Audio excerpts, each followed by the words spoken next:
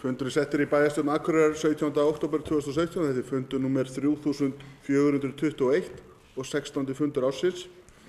Fyrir okkur liggur dagskrá í 8 liðum. Það fyrir ekki 7 liðum, svo maður telji rétt hérna.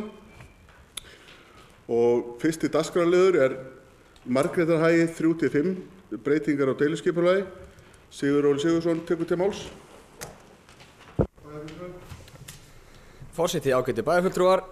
Annar liður í fundargerð skipulagsráðs dagsett 11. október 2017.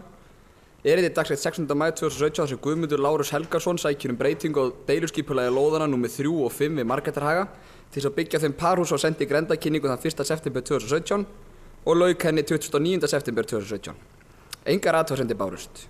Skipulagsráð leggur til við bæjarstjórn að deiluskipulagstillagan verði samþykkt og sviðsstjóra skipulagssviðs falið að annast gildistöku hennar samkvæmt 42. grein skipulagslaga nr. 123/2010 með síðari breytingum. Sigurður Sigurðsson hefur lokið máli sínu, orðið laust. Það sem enginn hefur kvætt til hljóðs þá göngum við til atkvæðagreiðslu. Þeir sem geta samþykkt þess að gefa merki. Samþykkt samhljóða með 11 atkvæðum.